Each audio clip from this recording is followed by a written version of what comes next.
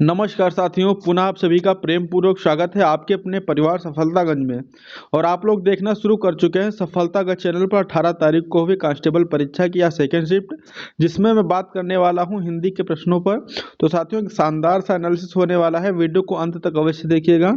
और यहाँ पर आपको मैक्सिमम सटीक से सटीक आंसर बताए जाएंगे जो आपके सही होंगे, एक भी प्रश्न गलत नहीं होगा। तो साथियों, वीडियो में अंत तक बने रहिएगा और देखिएगा कितने आपके स्कोर सही हुए हैं, कितने आपने क्वेश्चन किए हैं, कितने उसमें से सही हैं। हालांकि हिंदी का पेपर बहुत आसान है, जितना पढ़ाया है सारा कुछ वहीं से आया हुआ है, उससे बाहर कुछ भी नहीं है।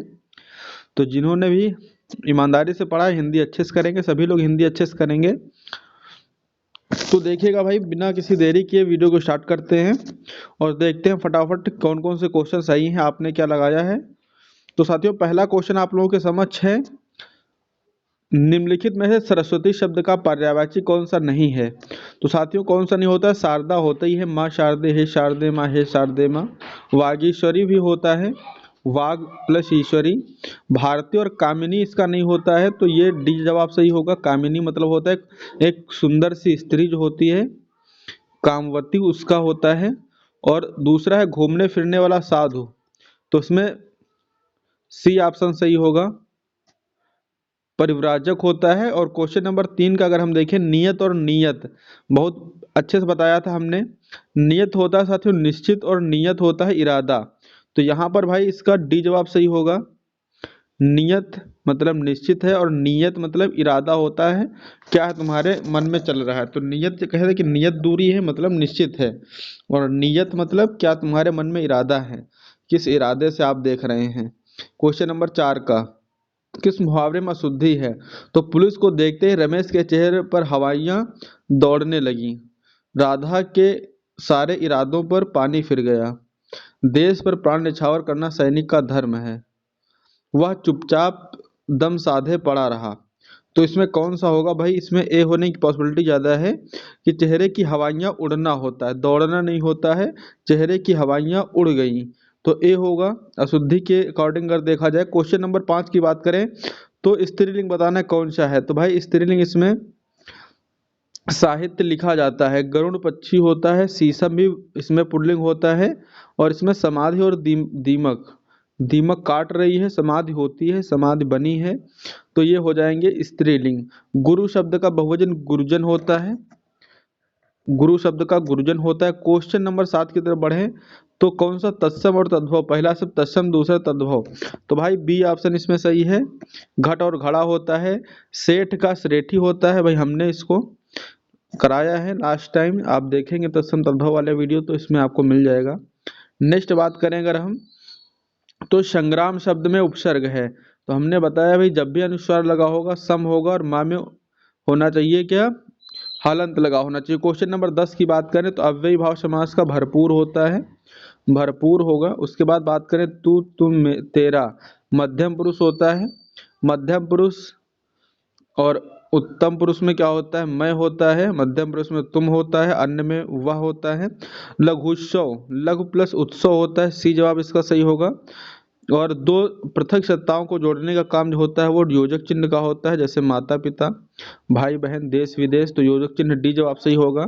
दिनेश रोज 4 लीटर दूध पीता है, बहुत सही, बहुत सही बालक, दूध पीना ही चाहिए, लेकिन 4 लीटर ज़्यादा पीता है थोड़ा सा। खैर परिमाणवाचक होगा इसमें। बाजार से आकर गीता खाना पकाएगी। तो भाई इसमें क्या है कि पूर्वकालिक क्रिया है, जब एक क्रिया समाप्त करके करता दूसरा क्रिया करता है तो वहाँ पर पूर्वकालिक क्रिया होती है। अपादान कारक, मेज से पुस्तक गिरी, अलगाव हो चुका है। स्वर्णिम में स्वर्ण प्लस इम होगा, स्वर्णिम हो जाएगा, स्वर्ण प्लस इम स्वर्णिम हो जाएगा। तो भाई 17 क्वेश्चन एकदम कतई बवाल सही है। नेक्स्ट क्वेश्चन आगे बढ़ते हैं, तो क्वेश्चन नंबर 18 की तरफ चलते हैं। घाव पर नमक छिड़कना, घाव पर नमक छिड़कना, तो क्या होता है कि जब आदमी दुखी हो उसको और दुखी कर देना, दुखी हो और दुखी कर देना, किसी बालक ने एकदम घटिया तरीके से किया है। मूक का वाचाल होना, बेकार से बेगार भली, मतलब क्या होता है कि खाली न बैठो, कुछ करत रहो। तो भाई बी जवाब इसका सही होगा। अद्भुत रस, विस्मय होता है। अर्धसम मात्रिक छंद दोहा होता है, दोहा सोरठा। उल्लाला और बरवय अर्धसमात्रिक होते हैं। कुंडलियां और छप्पर विषम मात्रिक होते हैं, संयुक्त मात्रिक होते हैं। राम कृपा भव निशा सिरानी, भाई यहाँ पर क्या होगा, उपमा होगा, सॉरी उपमा नहीं, इसमें रूपक होगा। क्या होगा भाई, रूपक होगा। भव निशा, भव मतलब संसार को, निशा मतलब रात बताया गया है। और अंक का साथियों क्या होगा, संख्या हो जाएगा। पिताजी तीर्थ यात्रा पर जाएंगे, तो ये भविष्य काल की बात हो रही, नॉर्मली भविष्य, सामान्य भविष्य काल है। मुझसे पत्र लिखा गया, मुझसे पत्र लिखा गया, तो यहाँ पर कौन सा वाच्य है भाई, कर्म वाच्य है। मेरे द्वारा पत्र लिखा गया, तुम्हारे द्वारा लिखा गया, तुम्हारी गर्लफ्रेंड के द्वारा तुमको लिख कर दिया गया। तो इसमें क्या है, पत्र की प्रधानता है और पत्र ही कर्म है, और कर्म के अनुसार ही क्रिया का निर्धारण हो रहा है, अर्थात यहाँ पर क्या होगा साथियों, कर्मवाच्य होगा। क्वेश्चन नंबर 26 हो जाते हैं, और हम आ जाता है पैसेज। तो पैसेज की तरफ बढ़ते हैं, देखते हैं कि पैसेज में क्या हो सकता है। क्वेश्चन नंबर 27 से देखते हैं, पहले हम इसको पढ़ेंगे और ध्यान से पढ़ेंगे। हंसी भीतरी आनंद का बाहरी चिन्ह है। वाह वाह, क्या गहरी बात कही है। जीवन की सबसे प्यारी और उत्तम से उत्तम वस्तु एक बार हंस लेना, तथा शरीर से अच्छा रखने की अच्छी से अच्छी दवा एक बार खिलखिला उठना। वाह वाह, क्या बात है। पुराने लोग कह गए हैं कि हंसो और पेट फुलाओ। हंसी कितने ही कला कौशलों से भली है, जितना ही अधिक आनंद से हंसोगे उतनी ही आयु बढ़ेगी। एक यूनानी विद्वान कहता है कि सदा अपने कर्मों पर छींकने वाला हेरिक्लेस बहुत कम जिया, पर प्रसन्न मन डेमाक्रिट 109 वर्ष तक जिया। हंसी खुशी ही हंसी खुशी का ही नाम जीवन है, जो रोते हैं उनका जीवन व्यर्थ है। कवि कहता है, क्या कहता है, जिंदगी जिंदा दिली का नाम है, मुर्दा दिल खाक जिया करते हैं। क्या बहुत गहरी बात कह दी भाई, नोट कर लेना इसको। जिंदगी जिंदा दिली का नाम है, मुर्दा दिल खाक जिया। और जिसकी कहते भी हैं कि जिसकी मस्ती जिंदा है उसी की हस्ती जिंदा है। तो खैर आगे हम बात करेंगे। मनुष्य के शरीर के वर्णन पर एक विलायती विद्वान ने पुस्तक लिखी है।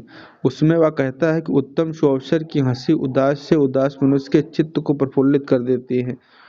आनंद एक ऐसा प्रबल इंजन है, उससे शोक और दुख की दीवारों को ढा सकते हैं। समझ रहे हो ना विनोद।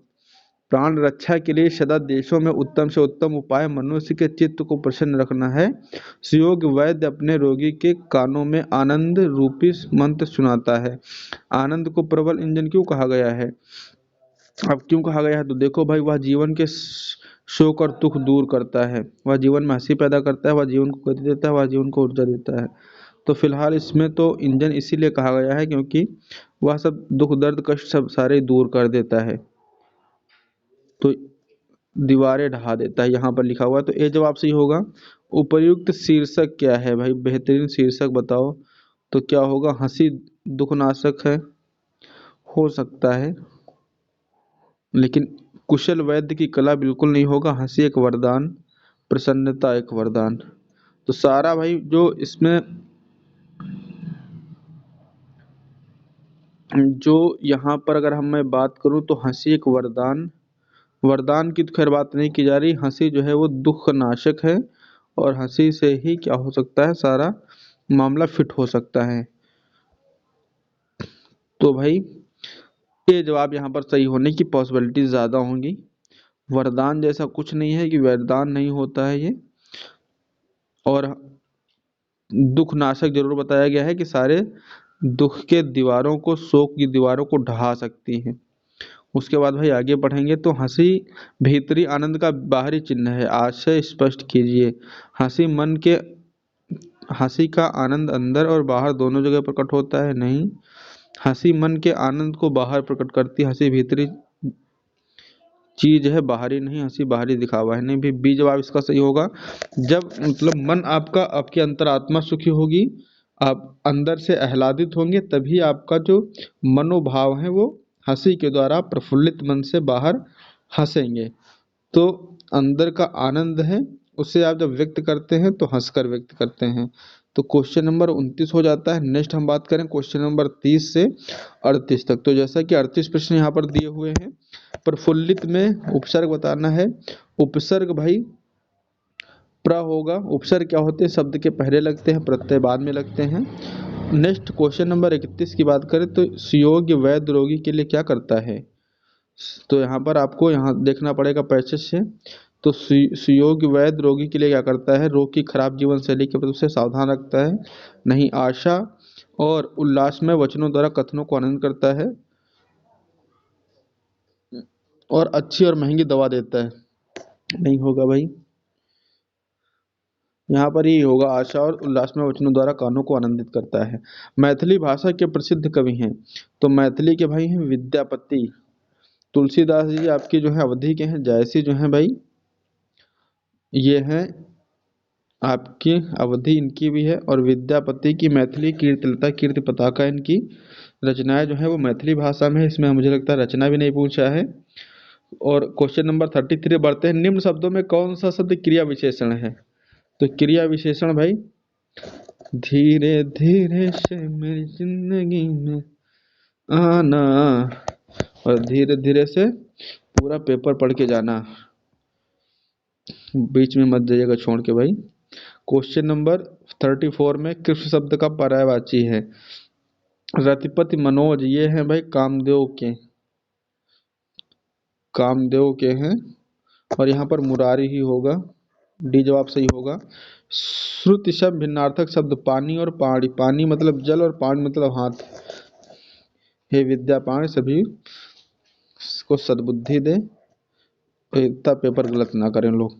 कामसूत्र किसके द्वारा लिखी गई है, वात्स्यायन के द्वारा। क्वेश्चन नंबर 36 जो सदा दूसरों पर संदेह करता है। तो ईर्ष्यालु नहीं होगा, दयालु नहीं होगा, झगड़ालू नहीं होगा, शंकालु होगा भाई ऑप्शन के अकॉर्डिंग। 38 में से कबीर की कौन सी है। कबीर की बीजक है, सभी को पता है, सर्वविदित है ये रचना।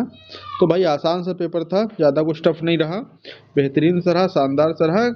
अगर जिसने भी पढ़ा है 30 के ऊपर ही करके आएगा, 30 से 35 कर सकता है भाई। एक आध भले ही गलत हो सकते हैं, अन्यथा सारे क्वेश्चन सभी के सही होने की प्रबल संभावनाएं हैं। आशा करता हूं कि सभी लोगों ने बेहतरीन ढंग से अपना पेपर किया होगा, और सभी के उज्जवल भविष्य की कामना करते हुए आज का सेशन यहीं समाप्त करता हूं। और यही कामना करूंगा कि आप लोगों का सिलेक्शन हो, माता पिता के अरमानों को आप पूरा करें, माता पिताओं की इच्छा की पूर्ति करें, और एक अच्छे संस्कारी बालक बालिका बने। तो भाई आज के सेशन को यहीं समाप्त करते हैं, मिलते हैं आप लोगों से अगली वीडियो में। तो आज के लिए यहीं समाप्त करना पड़ेगा हमें। तो थैंक यू, अगर आपने वीडियो को अंत देखा है बहुत बहुत धन्यवाद है। सभी का हृदय तल की असीम गहराइयों से आपका बहुत बहुत अभिनंदन, आपका बहुत बहुत स्वागत सफलतागंज चैनल पर विजिट करने के लिए। तो भाई आपने अगर विजिट किया है तो चैनल को लाइक कर देना, सब्सक्राइब कर देना, ज़्यादा से ज़्यादा शेयर कर देना।